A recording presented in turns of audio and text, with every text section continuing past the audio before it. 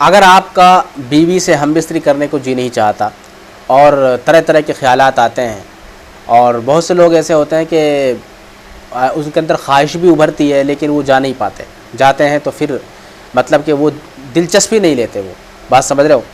उनके लिए मैं आपको बताता हूँ ये कारण क्या है कि एक बंदा अपनी बीवी के पास जाना चाहता है लेकिन वो पूरी अच्छी तरीक़े से वो संतुष्ट नहीं हो पाता और बड़े तरीक़े से वो जिमा नहीं कर पाता।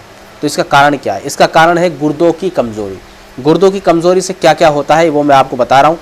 पूरी बात सुन लेना और आप वीडियो स्किप मत करना, इंशाअल्लाह ज़रूर फ़ायदा होगा। गुर्दों का शुमार भी एक आज़ा शरीफ़ा में दाखिल होता है, ये बात ध्यान रखना। गुर्दों की कमज़ोरी का जो असर होता है ना, ये खुशिये जो होते हैं, खुशियों और आज़ा तौलीद मनी पर बहुत ज़्यादा होता है, बात समझ रहे हो। इसी तरीके से अलामात क्या क्या है इसकी? कमर और गुर्दों के मकाम पर दर्द होना, बात समझ रहे हो। कमर और गुर्दों के मकाम पर दर्द होना, ख़ास तौर पर जब एक हालत में ज़्यादा देर तक बंदा बैठा रहता है तो उस वक्त भी क्या नाम है, ये गुर्दों की बीमारी, गुर्दों की कमज़ोरी आपको लग सकती है, समझ रहे हो।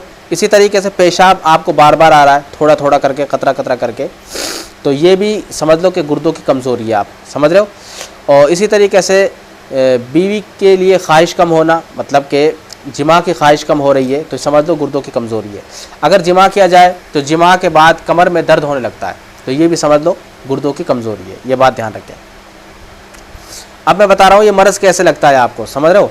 तो इसका इलाज क्या है? इसका इलाज ये है, एक दवा आती है माजून अल-कुली, माजून अल-कुली।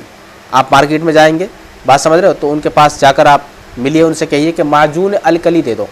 उसके बाद माजून फ़लास्पा, ये बहुत मक़वी ग़िज़ाएँ हैं। जवारिश, समझ रहे हो, ये कुछ वो क्या ना माजून आती है, उनको आप खाएँ, जैसे वो इस्तेमाल बता रहे हैं आपको, इस तरीके से खाएँ, इंशाअल्लाह ज़रूर आपको शिफा होगी। बस और कुछ आपको नहीं करना है, और जो तली चीज़ें होती है उनसे परहेज़ करें, ठीक है इंशाअल्लाह। जज़ाकल्लाह।